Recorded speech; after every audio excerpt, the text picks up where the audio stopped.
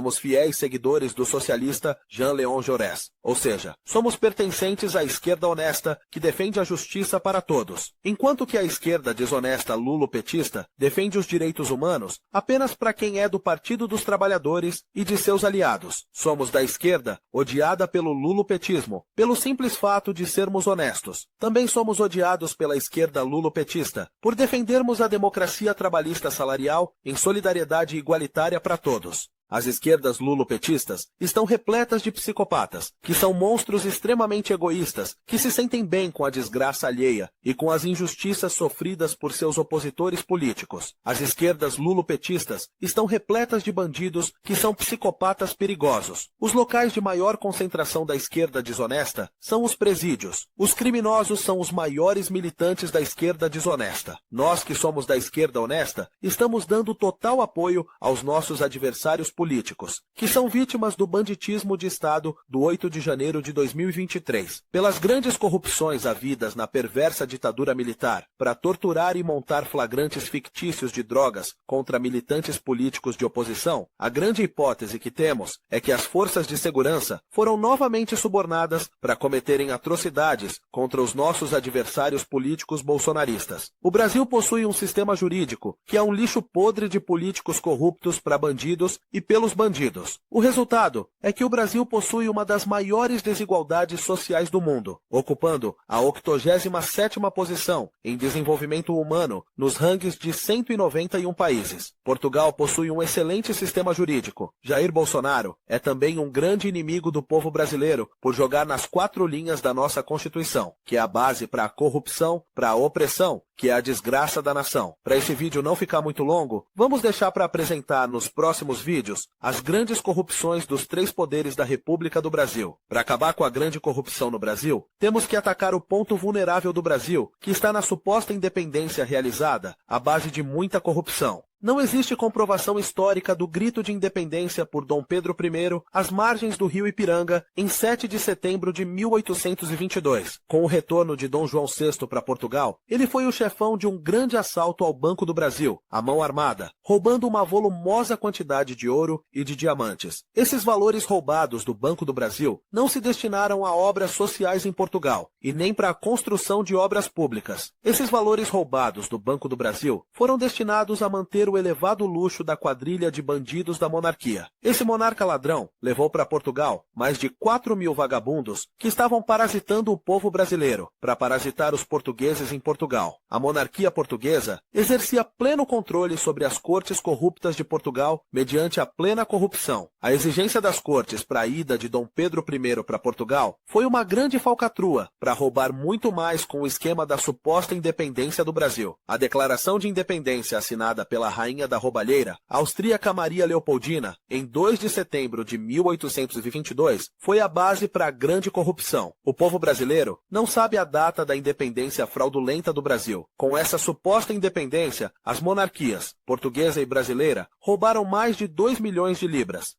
Em Portugal não existe nenhuma obra pública originária desse dinheiro. Esse dinheiro também não foi utilizado para fins sociais em Portugal. O destino desse dinheiro foi para a compra de imóveis, em nome dos membros das famílias reais, portuguesa e brasileira. Foram muitos imóveis comprados em Portugal, no Brasil e no exterior. Diante dessa independência fraudulenta, o povo brasileiro tem o pleno direito de ir às urnas para se manifestar em 2 plebiscitos comandados pela ONU, a pedido de Portugal, para serem realizados em cada estado da federação e no Distrito Federal. A ONU tem que dirigir esses plebiscitos, e bem como a segurança pública do Distrito Federal e de cada estado da federação, considerando que os tribunais eleitorais do Brasil não são confiáveis. O Poder Judiciário do Brasil não é confiável por ter ministros escolhidos e nomeados por políticos ladrões, plenamente corruptos. O primeiro plebiscito é para o povo decidir se aceita a grande corrupção dessa suposta independência, ficando perversamente oprimido e escravizado pelo banditismo de Estado brasileiro. Só existe 2 caminhos para nos livrar da opressão dos desgovernos do Brasil. O primeiro caminho é a eleição de uma Assembleia Nacional Constituinte, para elaborar uma nova Constituição com a finalidade de unificar o Brasil, promovendo a reintegração nacional. Essa Assembleia Nacional Constituinte terá que ser suprema soberana, autônoma e independente, inclusive com poderes para nomear um interventor para governar o Brasil, enquanto se estabelece o nosso sistema jurídico, que para salvar o Brasil dessa miséria moral nacional, a população teria mesmo que eleger uma Assembleia Nacional Constituinte. O segundo caminho é repudiar veementemente essa vergonhosa e grande corrupção das monarquias portuguesa e brasileira, retornando a pertencer a Portugal na condição de estados autônomos, a exemplo dos Açores e da Madeira.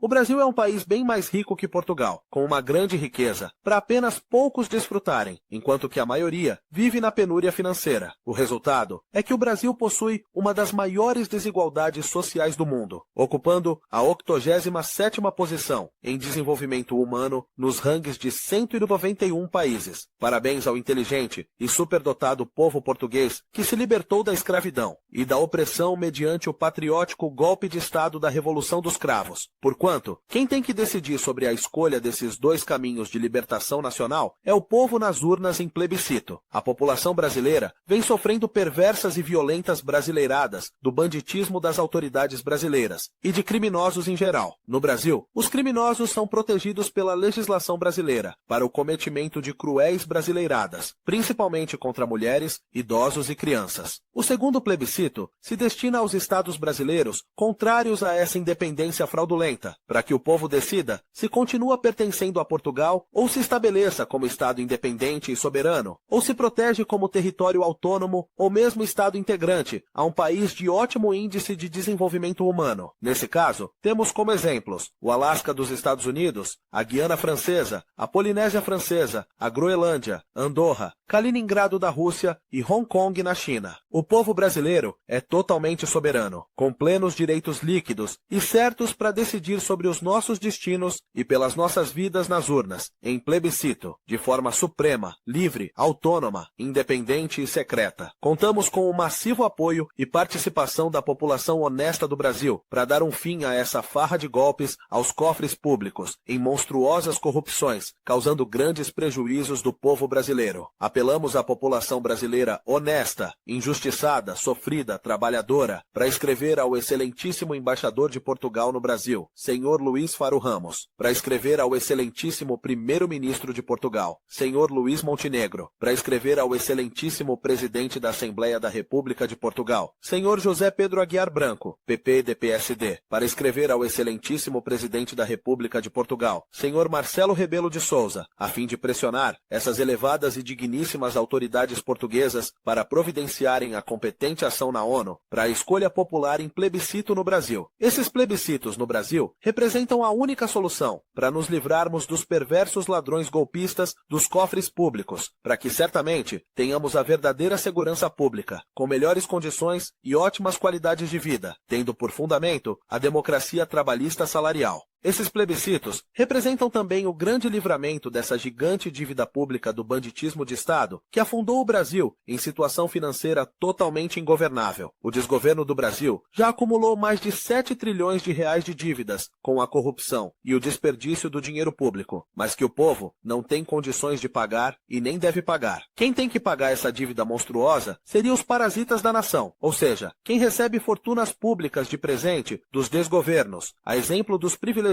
em supersalários, a grande imprensa, os artistas, os militantes e as milícias digitais que enganam o povo em apoio aos desgovernos que o Brasil tem e que já teve em toda a sua história. Esses grandes parasitas teriam mesmo que assumir essa dívida pública gigante do Brasil, mediante o valioso instituto jurídico do confisco alargado de bens da valiosa e importante legislação portuguesa. Inclusive, esses parasitas da nação cometem o violento assinte de não pagar impostos. Para enganar o povo, pagam apenas 27% de alíquota máxima de imposto de renda, mas que na Europa, as alíquotas do imposto de renda podem ir a 55% da renda das pessoas singulares. Esses parasitas dos cofres públicos não pagam o imposto de solidariedade social sobre as fortunas. Esses plebiscitos representam também a implantação da democracia plena, principalmente a implantação da democracia trabalhista salarial para uma sociedade igualitária. Esses plebiscitos representam a conquista conquista do alto padrão em Estado de Direito pelo povo brasileiro, para uma vida melhor e com dignidade para todas as pessoas. Esses plebiscitos representam um completo freio ao monstruoso desperdício de dinheiro público nos três poderes da República e também nas esferas estaduais e municipais. Apelamos a todas as pessoas que nos seguiram em eleições passadas para votar em branco, ou se abster de votar, ou anular o voto, para agora requerer proteção e salvação às altas autoridades portuguesas para que a população brasileira seja verdadeiramente consultada nas urnas. Apelamos às vítimas de crimes praticados pelo STF que se juntem a nós nessa valorosa corrente de libertação e salvação do nosso querido povo, contra a tirania e a opressão financeira do crudelíssimo banditismo de Estado do Brasil. Apelamos a todos com a finalidade de conseguirmos a reintegração dos Estados brasileiros a Portugal mediante as secessões estaduais ou a integração nacional mediante uma Assembleia Nacional Constituinte. Temos que resistir vigorosamente contra o banditismo de Estado do Brasil que oprime o povo sob essa vergonhosa bandeira racista. A bandeira do Brasil é extremamente racista devido à sua abóboda celeste carioca noturna estar em cor azul, o que é uma grande fraude. O céu noturno é preto, o espaço sideral é preto. O azul é a cor da atmosfera terrestre, quando iluminada pelo sol, que deixa o conjunto das estrelas invisíveis. Porquanto, todo o desenho, escultura, representação gráfica, fotografia ou vídeo que apresenta constelação ou constelações em fundo azul é ato hipócrita de racismo, que deveria ser considerado crime agravado de racismo.